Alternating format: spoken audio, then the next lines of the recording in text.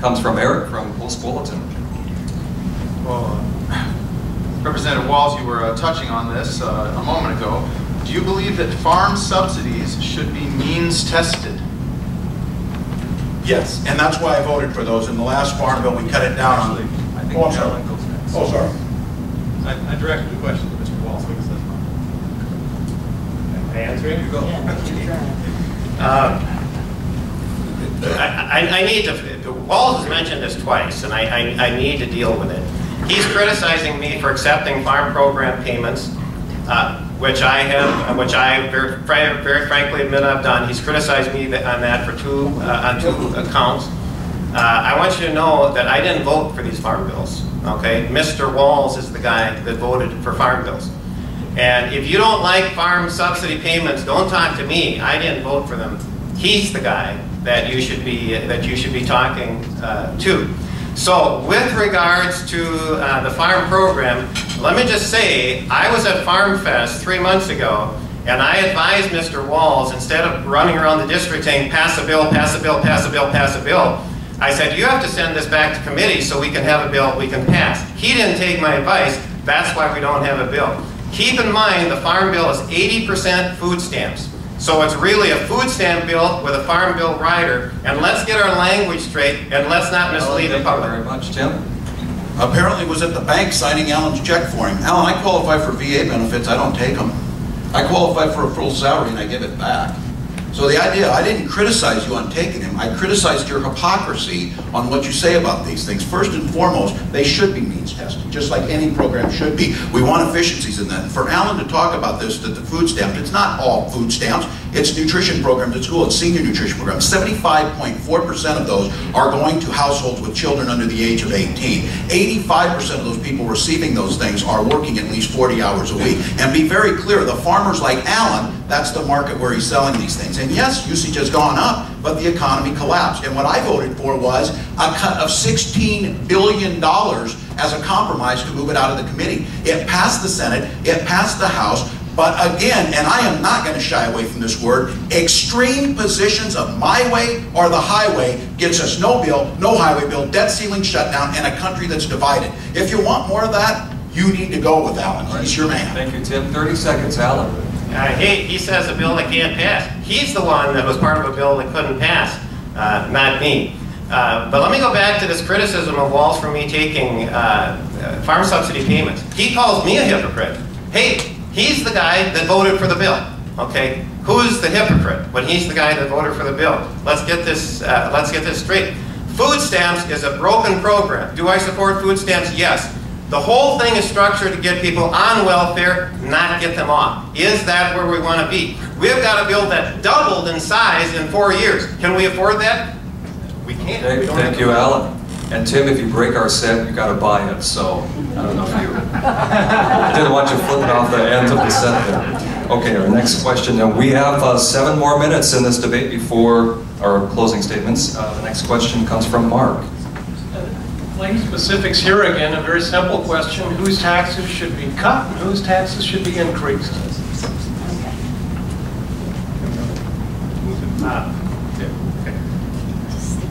Well, in the House, and I believe I would say so again, that raising taxes on the middle class, that's why I voted against it last December, is not a good policy at this point in time. The American middle class from the consumers are the ones that spend the money.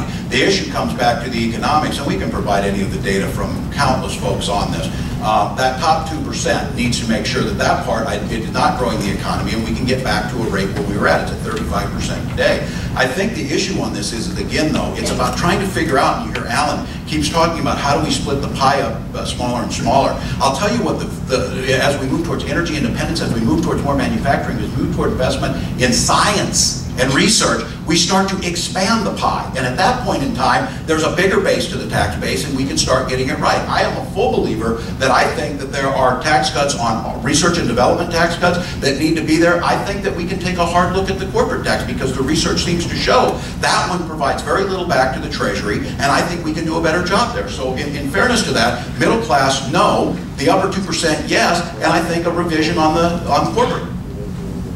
1 minute.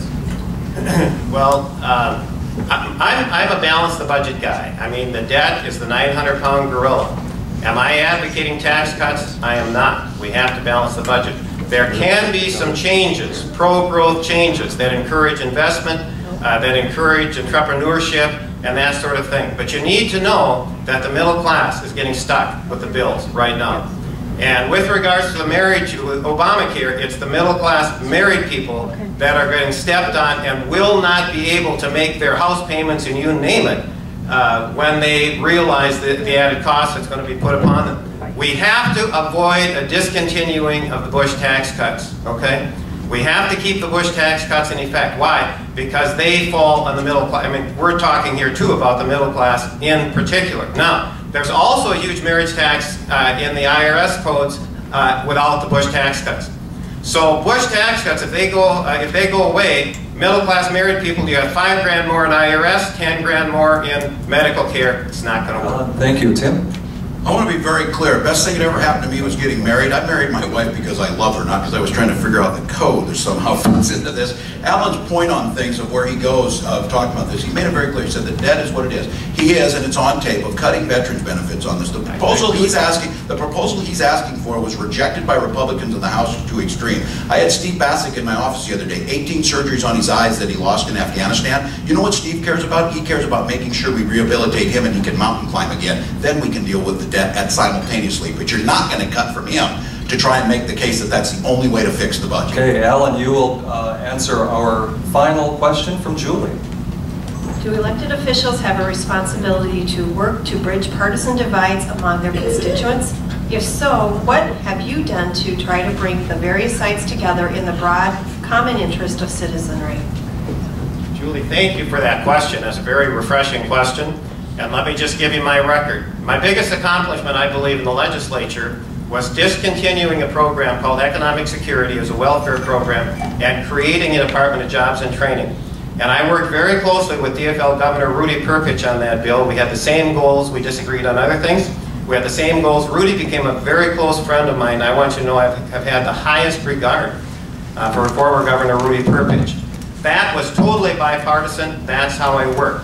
How did I get the legalizing of homeschools bill through? Totally bipartisan. That is how I work. How did I get the non-smoking bill through? Totally bipartisan. That is how I work. How did I play a key role in getting rid of the awful profile of learning, which would have had bureaucrats writing the lesson plans for teachers?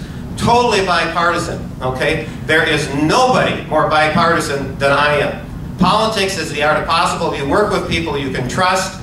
That's how you get things done. That's who I am, folks. Wow.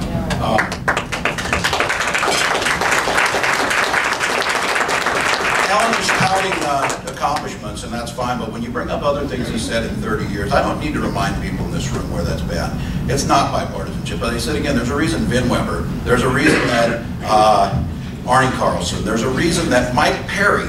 Alan seems to bring out the worst in all of us, I have to tell you that. I'm very frustrated by that in terms of my accomplishments have been to pass bipartisan legislation. To have Eric Cantor talk about being one of the most bipartisan members of the House. And I have to tell Alan talks about a lot of these things. If you want to talk about energy, go look who the energy folks and the folks who have to deliver energy like the rural electrics are supporting.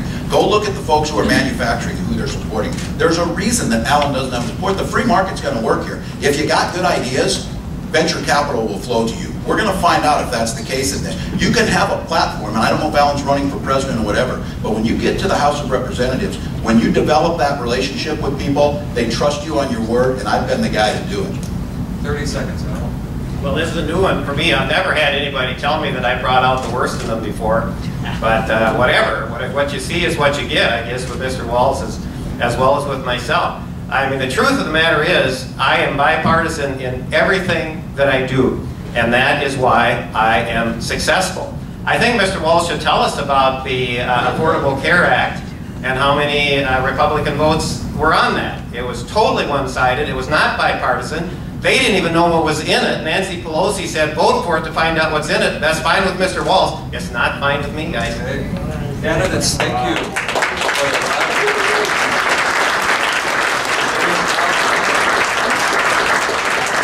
Time for our closing statements. Congressman Tim Walz will go first, and again you have 2 minutes. Mr. Alan Quist will be after. First of all, thank you again to the Chamber and to our moderators. Thank you for the lively debate.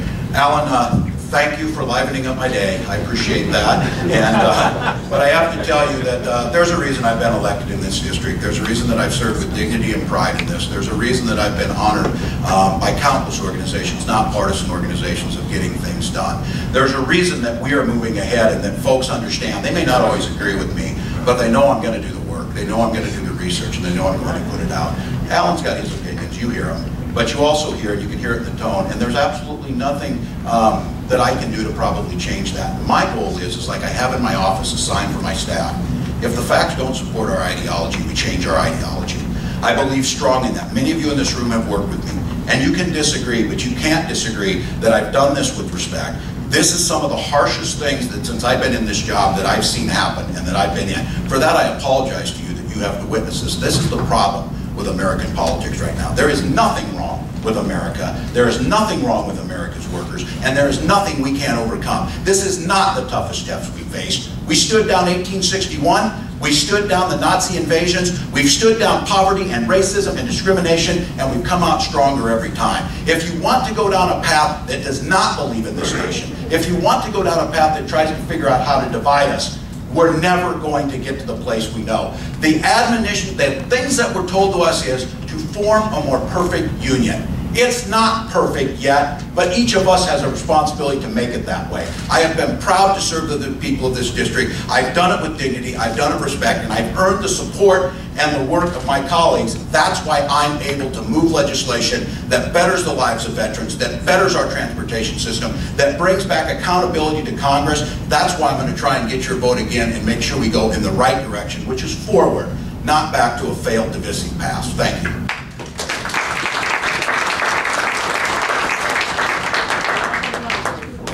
Well, thank you, Mr. Walz. And obviously, we have our disagreements, and to a large degree, the disagreements are on the question, what does forward mean? And so let me ask a couple of questions of what does forward mean. Does spending money we don't have, is that going forward?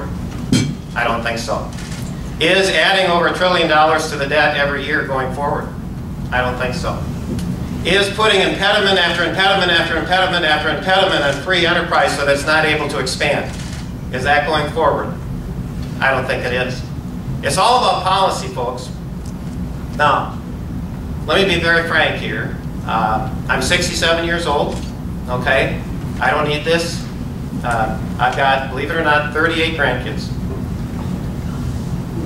My wife and I have lived the American dream, okay?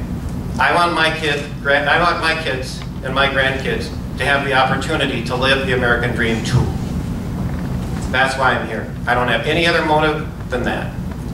I agree with Tim that we are a great nation. I'm going to add to that, we are the greatest nation in the world. I believe in American exceptionalism, and I make no apologies for it. But our nation is very much at risk. Very much at risk. $16 trillion of debt, growing by over $1 trillion a year, impediments on free enterprise so that it can't properly expand, answers to problems focusing on more government, not more free enterprise. Ladies and gentlemen, the answer to the problems we face is not more government, it is more freedom. That's the answer. It's more freedom. How did we get to be the strongest nation in the world? We got there by being a nation where people were free, where businesses were free, where churches, schools, everything, all of us were free. Ladies and gentlemen. 2 minutes are up. Thank you very much. It's all about being free. I would like to thank Mr. Quist for their participation in this debate today. Also, big thank you to Julie Fiesel, who spent countless hours coordinating this debate. A big thank you to Eric Atherton from the Post Bulletin and Mark from NPR News. Thank you, gentlemen. Also to Mark, my timekeeper. I appreciate all of your help. Marcellus, sponsor, RPU. Thank you to RPU. And also, finally, thank you here, and also I want to thank those of you watching live.